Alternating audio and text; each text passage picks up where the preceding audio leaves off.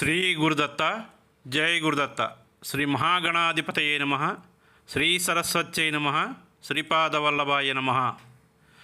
ఆధ్యాత్మిక బంధువులకి, దత్త బంధువులు 50 మందికి కూడా కృతజ్ఞతాపూర్వక అభివందనాలు తెలియజేసుకుంటూ, ఇవాళ మనం శ్రీ సమర్థ రామదాసు గారి యొక్క లీలా వైభవాన్ని, సమర్థ రామదాస విజయం, ఈ గ్రంథాన్ని, ఈ అమృతమైనటువంటి ఈ గ్రంథాన్ని మనం ప్రతిరోజు భాగాలుగా చేసుకుంటూ మనం స్వామివారి పాదపద్మాలకి శిరస్సు ఉంచి నమస్కారం చేసుకుంటూ ఉందాం. అయితే ముందుగా ఈ గ్రంథాన్ని మనకు అందించినటువంటి బాబాగారికి ముందుగా మనం పాదపద్మాలకి శిరస్సు వంచి నమస్కారం చేసుకుంటున్నాం. ముందుగా విఠలానంద స్వామి వారికి, విఠలానంద బాబా గారికి మనం విఠలానంద బాబా గారి పాదపద్మాలకి శిరస్సు వంచి నమస్కారం చేసుకుని ఆయన అనుగ్రహం, ఆశీర్వచనాలు తీసుకుంటూ, అలాగే మాతా నిరంజనానంద సరస్వతి మాతాజీ గారి పాదపద్మాలకు కూడా శిరస్సు వంచి నమస్కరిస్తూ ఆశీర్వచనాలు తీసుకుంటూ మనం ప్రతిరోజు కూడా భాగాలుగా కూడా మనం ప్రతిరోజు స్మరణం చేసుకుందాం.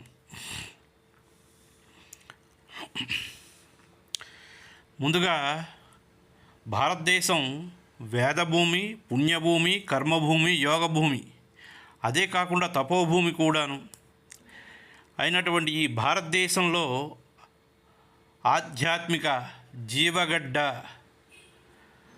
అని మనం చెప్పుకోక తప్పదు. ఈ ధర్మక్షేత్రంలో అయితే నిర్విరామ చైతన్య స్ఫూర్తిని కలిగిస్తున్నటువంటి యోగులు, సిద్ధులు, పరమగురువులు, అవధూతలు, సంతులు, అవతారమూర్తులు జాతి, మత, కుల, లింగ, ప్రాంతాల లేకుండా, భేదాలు లేకుండా అవతరిస్తూనే ఉంటున్నారు. ఈ మహాత్ముల తాలూకా రచనలు, వాళ్ళ తాలూకా ఉపదేశాలు, ప్రబోధనలు, తపోయోగ శక్తులు సర్వమాన శ్రేయస్సుకి వారి జీవన గమనాన్ని నిర్దేశిస్తూనే ఉంటాయి. అటువంటి కారణజన్ముల్లో తెలుగు జాతిలో జన్మించి జీవించినటువంటి మహనీయుడు, కారణజన్ముడైనటువంటి సమర్థ రామదాసులు వారి యొక్క లీలా వైభవాన్ని మనం స్మరణం చేసుకోవటం ఎంతో అదృష్టంగా మనం భావించుకోవాలి. అయితే ఇక్కడికి ఇంతకీ మనం ఎంతలాగా మనం ప్రయత్నం చేసినప్పటికీ కూడా ఏమండి, సర్వసమర్థ రామదాసులు వారి యొక్క చాలా ఎన్నో అష్టకష్టాలు పడి ఎన్నో ఇబ్బందులు ఎదుర్కొని వచ్చినటువంటి మహానుభావుడు. అందుకే జాతస్య మరణం ధ్రువం, ప్రతి మనిషికి తన అంతిమ గమ్యం మృత్యు అని తెలుసు. అయినా ఏ కొద్ది సమయంలోనూ ప్రతివాడికి ప్రపంచాన్ని జయించాలి అన్నంత తపన పుట్టినప్పుడు ప్రతి మనిషిలోని దైవత్వం ఇమిడి ఉంటుంది. మనిషి పెరిగే కొద్దీ అసూయ, రాగద్వేషాలు ఎక్కువై వాళ్ళలో దైవాంశం మాయమైపోతూ ఉంటుంది. పూర్వజన్మ సుకృతం కలిగినటువంటి వాళ్ళు వాళ్ళలో దైవాంశాన్ని నిలుపుకొని కులమతాలను అతీతంగా అందరూ సమానులేనని మానవ సేవే మాధవ సేవతో జన్మని ధన్యం చేసుకోమని సందేశం ఇచ్చినటువంటి దైవస్వరూపమే సమర్థ రామదాస స్వామి. ప్రతి అణువున విశ్వమంతా వ్యాపించి ఉన్నటువంటి అద్భుతమైనటువంటి అంతటినీ ప్రకాశింపచేసే శక్తి విశేషంగా భగవానుడు అని పిలుస్తారు. ఎందుకు, ఎప్పుడు, ఎక్కడ, ఎలా వ్యాపించిందో తెలియకపోయినా మన ప్రమేయం లేకుండానే మనల్ని, ఈ ప్రపంచాన్ని కూడా అతడు నియంత్రిస్తున్నాడు. అన్నిటి లోపల వెలుపల వ్యాపించి తేజోమయ రూపంలో కాంతిపుంజంతో సర్వజ్ఞుడై సర్వులకి సర్వశక్తి సమన్వితుడై అందుబాటులో ఆ భగవానుడు ఉన్నాడు. కాబట్టే అతన్ని ఈశ్వరుడని, అవధూత అని, నారాయణ అని, విష్ణు అని, వాసుదేవ అని, మనం రామచంద్ర ప్రభు అని మనం ఇటువంటి భాషలో అంటే పదాలతో మనం వ్యవహరిస్తూ ఉంటాం. సర్వజీవులని నడిపినటువంటి వాడు అతడే కాబట్టి సర్వేశ్వరుడు అని అంటాం. మనం ఎవరిని కోరకుండానే ఈ శరీరాలు, ఇంద్రియాలు, బుద్ధి, మనస్సు, జ్ఞానం, శాస్త్రాలు ఇవ్వడమే కాకుండా అజ్ఞానంతో తప్పుతోవ పడినటువంటి మానవులకి వాళ్ళ పొరపాటుని తెలియజేసి సన్మార్గంలో నడిపించగలిగినటువంటి ఆచార్యులు, మార్గదర్శులు కూడా మనకి ఆచార్యులని మార్గదర్శకులుగా ఏర్పాటు చేశాడు భగవంతుడు. ఎంతకాలమైనా విసుగు లేకుండా ఎలాంటి వారనే తేడా చూడకుండా ఈ జీవులందరికీ ఇలా ఇచ్చిన వారితో మీరు ఎప్పటికైనా ఎవరైనా కనీసం ఒక్కరైనా తనను గుర్తిస్తారా అని ఎదురు చూస్తూ ఉంటాడు గురువు. అలా ఎవరైనా కొంచెం భగవంతుడిపై ప్రేమ ప్రదర్శిస్తే ఆనందంతో పొంగిపోయి వాళ్ళ వెంట ఆ సర్వవ్యాపకుడు ఒక ప్రాకృతిక రూపంలో దిగివచ్చి ఆదుకుంటాడట, పాడుకుంటాడు కూడాను, పరవశించిపోతూ ఉంటాడు. భగవంతుడిని ప్రేమించే వారిలో కూడా స్వార్థం కోసం కాకుండా ఉపకార స్మృతితో ప్రేమ పొంది మనసు వంగి ఏదో ఒక చెయ్యాలి అనే మనస్సును నిలపకుండా సేవలు చేసేవారిని భక్తులు అంటారు. మిగిలిన వాళ్ళకి రాయిగా బొమ్మగా కనిపించే ప్రాకృతిక ద్రవ్యంలోనే భగవానుడు దర్శనమిస్తాడు. వీటన్నిటికీ అనుభవపూర్వకంగా తన శిష్యులకి భక్తులకి తెలియజేశారు సర్వసమర్థ రామదాసులు వారు. పవిత్రాణాయ సాధూనాం వినాశాయ చ దుష్కృతాం ధర్మ సంస్థాపనార్థాయ సంభవామి యుగే యుగే. అధర్మం రాజ్యం వేలుతూ ఉంటే దుష్ట శిక్షణ శిష్టరక్షణ చేయడానికి మనకి శ్రీ మహావిష్ణువే రామావతారంగాను కృష్ణావతారంగాను భూలోకంలో అవతరించి పాపులని ప్రక్షాళన చేశారు. పరమేశ్వరుడు ఈ కలియుగంలో సాక్షాత్తు ఈశ్వర రూపంలో అవధూత సర్వసమర్థ రామదాసుగా మనకి ప్రత్యక్షమయ్యాడు. ఈ కారణజన్ముడుగా మనకి లభించాడు. అయితే ఇక్కడ మనకి ఏమిటి అంటే మహానుభావుడు ఎన్ని నిదర్శనాలను చూపించి ఎంతమంది శిష్యులను తయారు చేశాడో తెలియదు. అంటే అందుకే అంటారు జంతువునాం నరజన్మ దుర్లభ అని. సకల ప్రాణుల్లోని మానవ జన్మ ఉత్తమమైనది సుఖమైనది అందరికీ తెలుసు. కానీ ఎంతమంది మానవులు మనుషులుగా జీవిత సత్యాన్ని జీవిత గమనాన్ని తెలుసుకుంటున్నారు అనేది ఎవరికి వారు వేసుకోవలసినటువంటి ఆత్మ ప్రబోధ. అంటే మనల్ని మనం ప్రశ్నించుకోవాలి.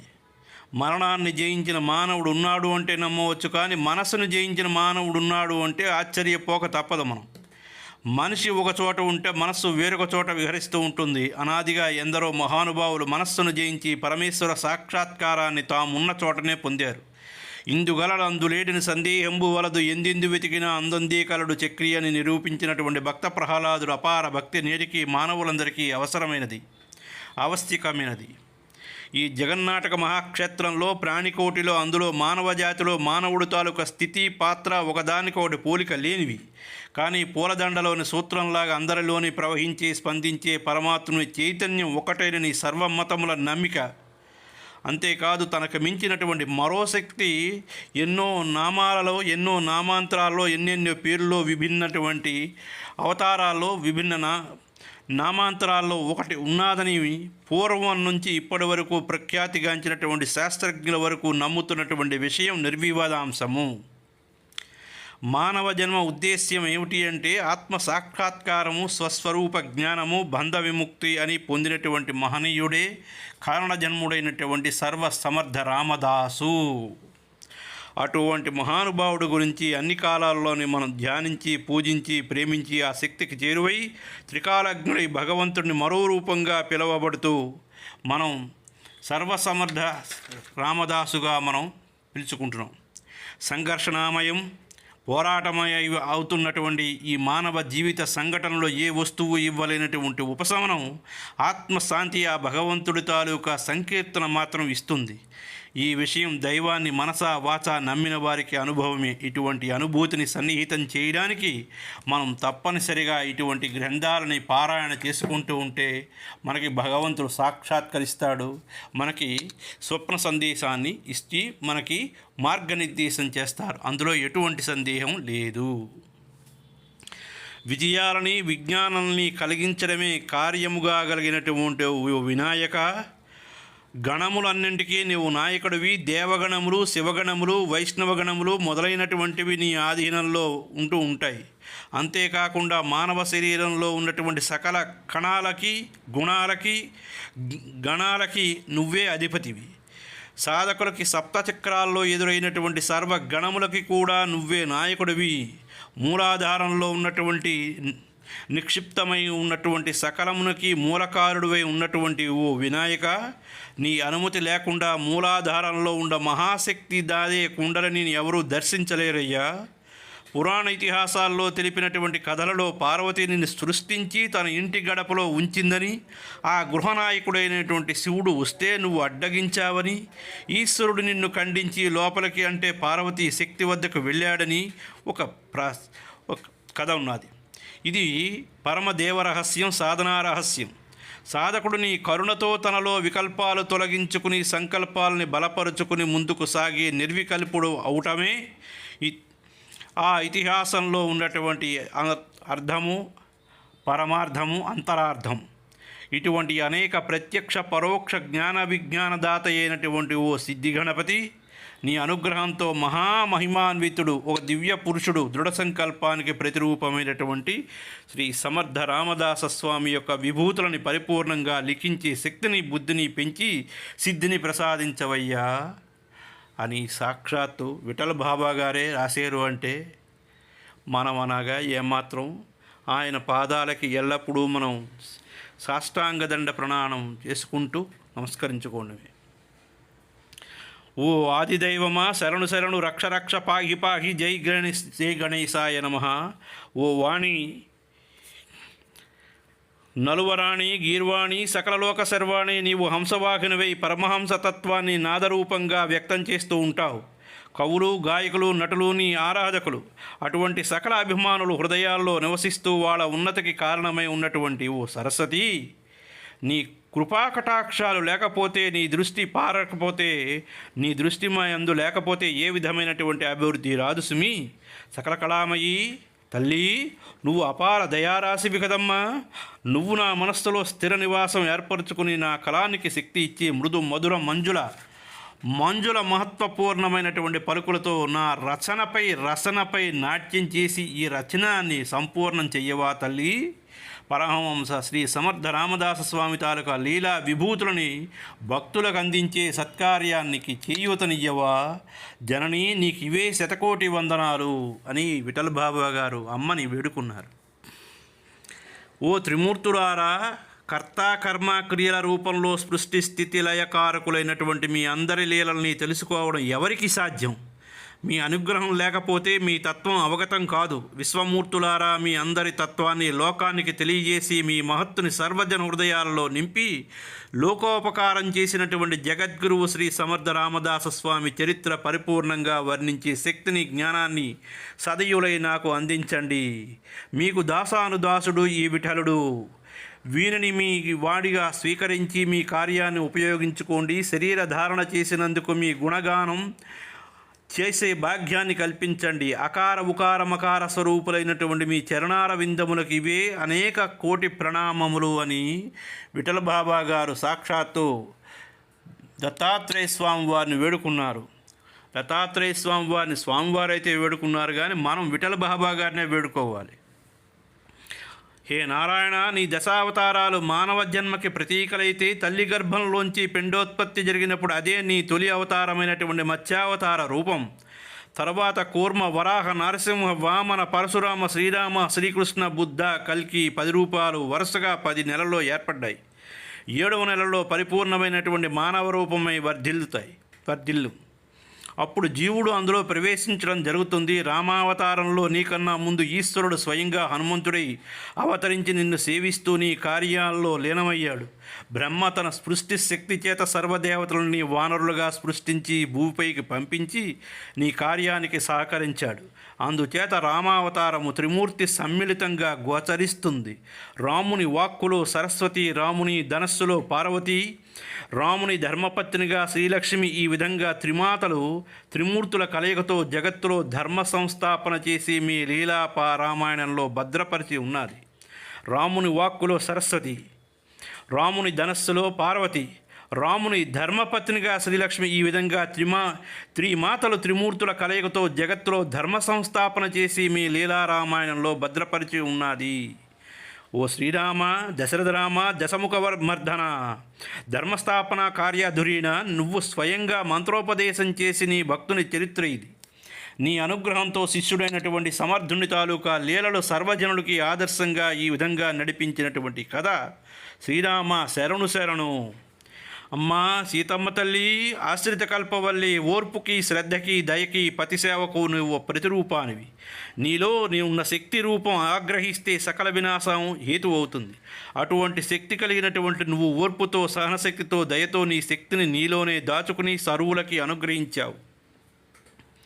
నీ అభిమానపుత్రుడు ఆంజనేయ స్వామి వారు అతని అవతారంగా ఎక్కినటువంటి సమర్థ రామదాసుల తాలూకా కథ ఇది. ఈ కథాగానం చేయడానికి అన్ని సన్నివేశాల్లో నీ తాలూకు అనుగ్రహం కావాలి తల్లి సీతమ్మ తల్లి. దీనిని చదివిన వాళ్ళకి, శ్రవణం చేసిన వాళ్ళకి నీ గుణాలని ప్రసాదించవా జనని సీతమ్మ తల్లి. వాళ్ళ జీవితాల్లో ఆనందామృత వర్షాన్ని కురిపించు తల్లి. నీ ఈ బిడ్డ జ్ఞానంలో పూర్తిగా లేనివాడు, వీనిని అనుగ్రహించి తత్వజ్ఞానాన్ని కలిగించు. నీ పాదార విందముల దగ్గర శిరస్సు వంచి వేడుకుంటున్నాడు ఈ విఠలుడు. వందన శతములు అందుకుని దీవించవా తల్లి జనని అని విఠల బాబా గారు సాక్షాత్తు సీతమ్మ తల్లిని వేడుకున్నారు. సీతమ్మ తల్లిని విఠల బాబా గారు వేడుకుంటే మనం విఠల బాబా గారి పాద పద్మాలు పట్టుకుని మనం విఠల బాబా గారిని వేడుకుంటున్నాం. సంకటమోచన, దీనబంధు, కృపాసింధు, మారుతి తండ్రి, నువ్వు భక్తవత్సలుడివి, సంకల్పసిద్ధుడివి. నువ్వు భూమి మీద సంచరిస్తూ భక్త సంరక్షణ చేస్తూనే ఉన్నావు. కలియుగ మానవులను ఉద్ధరించడానికి నువ్వు అవతరించావు. ధర్మ ఉద్ధరణ కారణమయ్యేవు. రామభక్తాగ్రేసర, నీ చరిత్రని, నీ లీలల్ని నువ్వే నడిపించు. ఈ కథని చదివిన వాళ్ళకి, విన్న వాళ్ళకి ఇహపరాలు కలిగించు. ఈ విఠలుడు నీకు సాష్టాంగ ప్రణామాలు అర్పిస్తున్నాడు. తీసుకుని అనుగ్రహించవయ్యా. మనం సాక్షాత్తు ఎవరిని, విఠల బాబా గారిని మనం అంటే పాదాలను పట్టుకొని మనం అర్థిస్తున్నాం. హే రంగా, పాండురంగా, రుక్మిణీ రమణ, ఓ వైకుంఠధామ, నీ నామధారకుడు ఈ విఠలుడు. వీరిని ఇహలోకంలో పంపించావు. నీ సేవకు వినియోగించుకుని సద్గతి కలిగించు. ఓ అనంతశయన, నీకు ఇవే సహస్రవందనాలు. నీ నివాసమైనటువంటి పుణ్యచంద్రభాగా నదీ తీరంలో పండరీపురంలో చరించే భాగ్యం కలిగింది.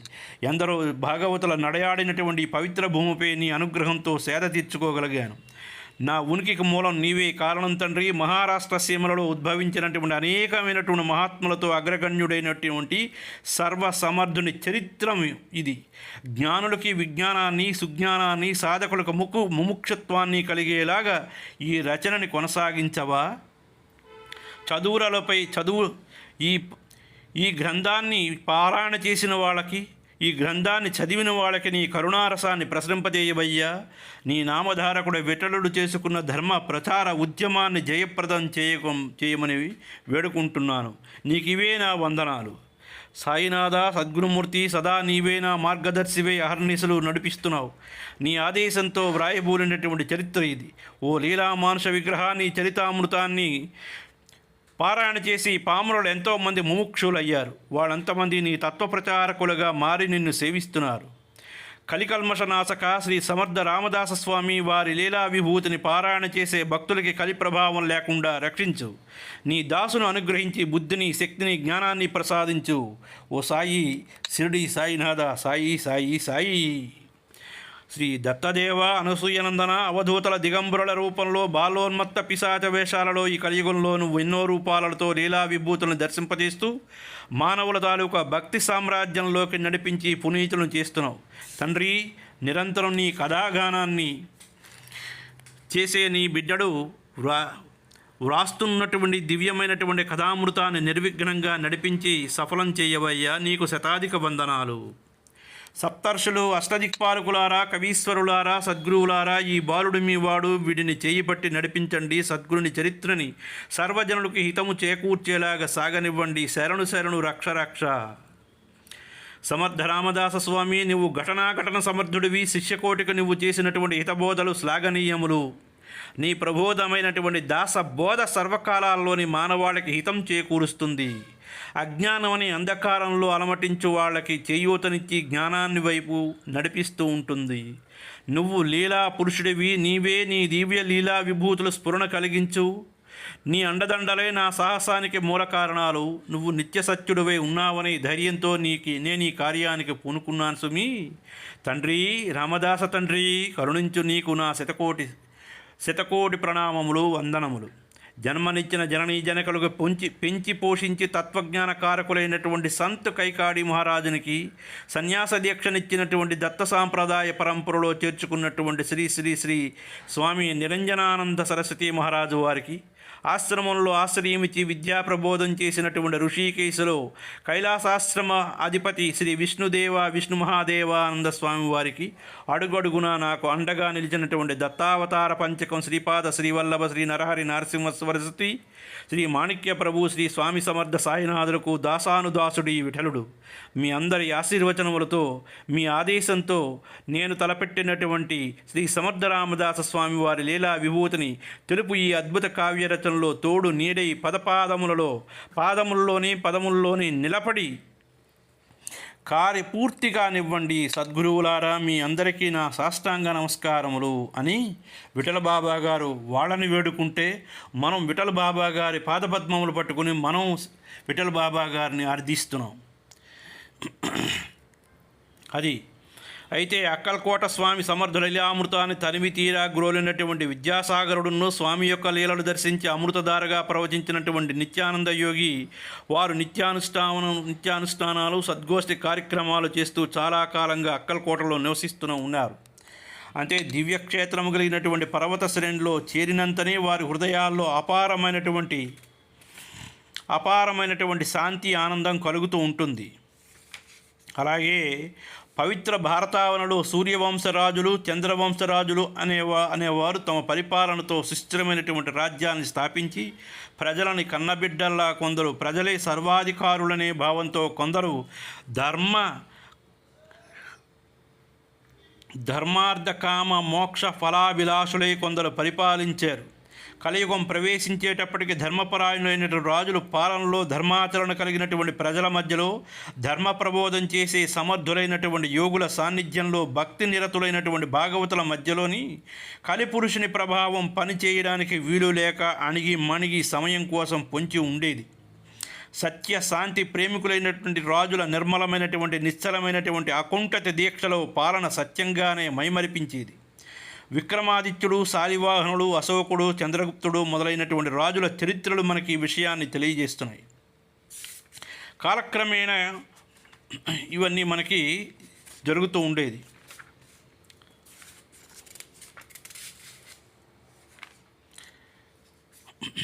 సకల కళ్యాణ గుణచక్రవర్తి అయినటువంటి శ్రీరామ శరణు అని నిత్యానందల వారు ప్రార్థన చేసి, నాయన విద్యాసాగర, నీ వంటి శ్రద్ధాళువైనటువంటి శ్రోత లభించడం వలన మహాత్ముల తాలూకా లీలలను మననం చేసే భాగ్యం నాకు కలిగింది. శ్రీ సమర్థుల తాలూకా పూర్వీకుల గురించి తెలుసుకున్నావు కదా, ఇప్పుడు వారి తల్లిదండ్రుల విషయం తెలుపుతాను వినం. అంటే సమర్థుల తాలూకా పూర్వీకులు అంటే ఎవరు? ఇక్కడ మనకి దశరథ పంతు శ్రీరామ ఉపాసకుడు, గురుభక్తుడు. ఇక్కడ మనకి నిజాంషాహీ పరిపాలనలో పరిస్థితులు నచ్చక దూర ప్రాంతాలకు వలసపోయినటువంటి శ్రీ సమర్థుల పూర్వీకుడైనటువంటి కృష్ణాజీ పంతు కులకర్ణి ఒకరు. వారి వంశంలోని సమర్థుల వారి చరిత్ర ఎంతో గహనమైనటువంటిది, పుణ్యప్రదమైనటువంటిది వెళ్ళి అని చెప్పుకుంటూ ఉంటారు. వినేవాళ్ళు తరిస్తూ ఉంటారు. కృష్ణాజీ సనాతన మహారాష్ట్ర బ్రాహ్మణుడు, రామభక్తుడు, స్తోత్రీయ నిష్ఠాగరిష్ఠుడు. శాలివాహన శకం 774 సంవత్సరం ఉత్తర గోదావరి తీరంలో ఉన్నటువంటి బీదర్ ప్రాంతాలని హిబిరామ అనే గ్రామానికి కుటుంబ సమేతంగా బంధుమిత్రులతో కలిసి వలసిపోయి అక్కడ నివసిస్తూ ఉండేవాడు. అక్కడ సజ్జనులు తమ మార్గాన్ని ఇతరులకు వివరించి సన్మార్గాన్ని అనుసరించి వాళ్ళకి కలిగే లాభాన్ని బోధించి అనుయాయులుగా ధర్మ మార్గాన్ని అనుసరింపజేస్తూ ఉండేవారు. ఆయన బుద్ధి కుశలతతో అనేక గ్రామాలని స్థాపించాడు. 4 కుమారులు ఉండేవారు అతనికి. పెద్దవాడైనటువంటి కొడుకు దశరథ పంతు అతని వివాహమైన తర్వాత ధార్మికమైనటువంటి బుద్ధి కలవాడైన చేత తండ్రి సంపాదించిన ఆస్తిని స్వీకరించడానికి నిరాకరించి పితృార్జితాన్ని తన అన్నదమ్ములకి విడిచిపెట్టి కొంచెం దూరంలో ఉన్నటువంటి జాడ్గామ్ అనే పాడుపడిన గ్రామంలో భార్యతో కలిసి నివసిస్తూ ఉండేవాడు. తన ప్రతిభా పాటవాన్ని, మంచితనాన్ని, దురాలోచన శక్తియుక్తులతో అక్కడుండి అరణ్యంలో నివసిస్తున్నటువంటి సంచార జాతులని, గొర్రెల మేపుకుని గొల్లవాళ్ళని సమీకరించి ఆ గ్రామంలో నివసించినట్లు ఏర్పాటు చేశాడు. అందరితోని స్నేహభావం, భక్తిభావాలు అన్నీ ఏర్పరచుకుని వాళ్ళని తీర్చిదిద్దాడు. ఆ గోపాలకుల్లో పెద్దవాడైనటువంటి లకుమాజీని గ్రామ పెద్దగా నిలబెట్టి తాను సలహాదారు కులకర్ణి కరణంగాను పురోహితుడిగాను పనిచేస్తూ ఉండేవాడు. అప్పుడు వాళ్ళంతమంది కలిసి ఆ గ్రామానికి జాంబగాం అనే పేరు పెట్టారు. ఆ పవిత్ర గ్రామమే మన సర్వసమర్థ రామదాసు గారి యొక్క జన్మస్థలం. అది నేడు పరమపూజ్యమైనటువంటి యాత్రాస్థలంగా ప్రసిద్ధి చెందింది. దశరథ పంత్ శ్రీరామ ఉపాసకుడు, గురుభక్తుడు, సాధు సజ్జనులను చేసేవాడు, సేవ చేసుకుంటూ ఉండేవాడు. సత్ప్రవర్తన కలిగినవాడు, సత్యమైన శాంతి కాముకుడుగా ఉండేవాడు, ధర్మనిరతి కలిగినటువంటి వాడు. తండ్రిలాగే స్వచ్ఛంద జీవనం, సత్ప్రవృత్తి కలిగి జీవిస్తూ ఉండేవాడు. ఆ చుట్టుపక్కల గ్రామాలు కూడా నిర్మాణాత్మకంగా ప్రణాళికాబద్ధంగా తీర్చిదిద్దాడు. ఇతని కాలంలో ఆ గ్రామంలో శ్రీరామచంద్రుడికి మరియు హనుమంతుడికి దేవాలయాలు నిర్మించబడ్డాయి. శ్రీరామనవమికి ప్రతి సంవత్సరం ఎంతో వైభవోపేతంగా శ్రీరామ జయంతి ఉత్సవాలు జరిపిస్తూ ఉండేవాడు. హనుమత్ జయంతి ఉత్సవాలు కూడా చాలా ఘనంగా జరిపిస్తూ ఉండేవారు. ఆనంద ఉత్సాహంతో ఆ గ్రామం కళకళలాడుతూ ఉండేది. సజ్జనులు ఎక్కడ ఉంటే అక్కడ సుఖశాంతులు ఉంటాయని నిరూపించారు. ఆ సాంప్రదాయం నేటి వరకు అలాగే కొనసాగుతున్నది. వారి వంశస్థులు ఈ సాంప్రదాయాలకు చాలా విలువనిచ్చి పోషించేవారు. దశరథ పంత్కి 6 కొడుకులు. అందులో పెద్దవాడు రామోజీ పంత్. తండ్రి మరణించిన తరువాత రామోజీ పంత్ గ్రామాధికారి అయ్యాడు. అతడు కూడా తండ్రిలాగే రామ ఉపాసకుడు. వారి తర్వాత 19వ తరంలో మహాత్ముడైనటువంటి శ్రీ రామదాస స్వామి తండ్రి సూర్యాజీ పంత్ జన్మించాడు. కాబట్టి లఘువుగా స్వామి సమర్థ రామదాసులు వారి వంశచరిత్ర మనం ఇప్పుడు తెలుసుకున్నాం. ముందు మనం స్వామివారి తాలూకా జననీ జనకుల భక్తి విశేషాలని, స్వామివారు పుట్టడానికి కలిగినటువంటి కారణాలని, ఈశ్వర సంకల్ప చిద్విలాసాలని తెలుసుకుందాం. మహాత్ములు అంతమంది కూడా కారణజన్ములే. వాళ్ళందరి జన్మలకి కారణం ఒక దివ్యకర్మలు. కాబట్టి వాటిని స్మరించుకుంటే మన జీవితాలు ధన్యమవుతాయి అని చెప్పి చేతులు జోడించి జయ జయ రఘువీర సమర్థ అని జయ జయనాదాలు చేసి సమర్థులను స్మరించి అక్కడ సాష్టాంగ నమస్కారాలు చేసుకుని మనం ఇవాళ స్వామివారి చరిత్రను ఇక్కడికి ముగింపు చేస్తున్నాం. జై జై రఘువీర సమర్థ, శ్రీరామ జయ రామ జయ జయ రామ అని మరొక్కసారి మనం విఠల్ బాబా గారి పాదపద్మాలకి శిరస్సు వంచి నమస్కారం చేసుకుని ఇవాళ స్వామివారి గురించి తెలుసుకున్నటువంటి అధ్యాయం ఈ విషయాలకి ఇక్కడికి సంపూర్ణం. అయ్యా స్వస్తి ప్రజాభ్య పరిపాలయంతం న్యాయేన మార్గేణ మహిం మహిషా గోబ్రాహ్మణేభ్య శుభమస్తు నిత్యం లోకాః సమస్తా సుఖినో భవంతు. ఓం శాంతి శాంతి శాంతి. అయ్యా కాబట్టి మనం ఇవాళ తెలుసుకున్నటువంటిది ఏమిటి అంటే పూర్తిగా సర్వసమర్థ రామదాసులు వారి యొక్క పూర్వీకుల గురించి తెలుసుకున్నాం.